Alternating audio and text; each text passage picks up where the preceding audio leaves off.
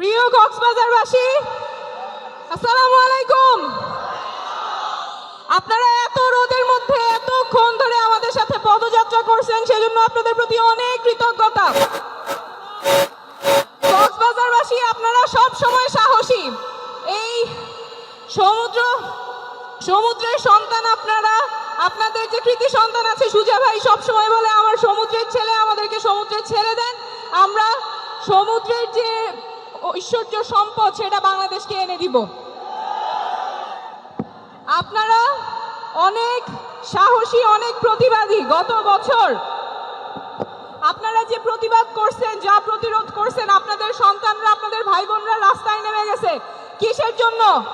আপনারা নাকি পরিবর্তন বুঝেন না, আপনারা নাকি সংস্কার বোঝেন না।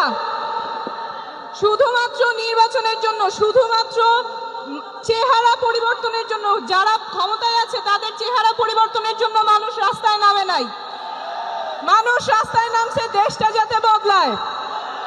মানুষ রাস্তায় নামছে আমাদের এই ভাঙাচুরা পুরান ব্যবস্থা যাতে জোড়া লাগে, যাতে সবার অধিকার সংরক্ষিত থাকে। আপনাদের যেই সন্তানেরা রাস্তায় নামছে গুলির ভয় না করে, বুলেটের ভয় না করে, যারা শহীদ হয়েছে তাদের বিচার নিশ্চিত করতে হবে না? সেই বিচার নিশ্চিত করার আগ পর্যন্ত আমরা থামবো না। এই বাংলার মাটিতে যেই নিরাপত্তা বাহিনী, যেই পুলিশ বাহিনী আমাদের নিজের নাগরিককে গুম করেছে, খুন করেছে, তাদের সংস্কার হইতেই হবে এবং যারাই অপরাধ করছে তাদের বিচারও হইতে হবে। সেই বিচারের জন্য কক্সবাজারবাসীকে আমরা পাশে পাবো।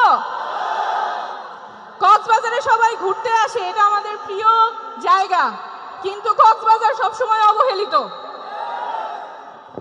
এখানে একটা ট্যুরিস্ট হাসপাতালের কথা সুজা ভাই অনেক দিন ধরে বলতেছে।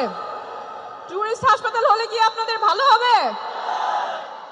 আমরা দেশ গড়তে জুলাই পদযাত্রায় সব জায়গায় যাচ্ছি, আপনাদের সবার সমস্যার কথা শুনতেছি, স্বপ্নের কথা শুনতেছি, আশা আকাঙ্ক্ষার কথা শুনতেছি, যাতে আমাদের রাজনীতি আপনাদের জন্য হয়। আমরা এমন রাজনীতি করতে চাই না যেখানে মানুষের কথা আমরা বলতে পারবো না। আমরা এমন রাজনীতি করতে চাই যাতে আপনাদের কথা আমাদের মুখ থেকে আসে, আমাদের রাজনীতি যাতে আপনাদের রাজনীতি হয়। এবং এই জন্য আপনাদের কক্সবাজারের কৃতি সন্তান, আমাদের যুগ্ম সদস্য সচিব SM সুজা ভাই আছেন, আপনারা ওনার হাতকে শক্তিশালী করবেন।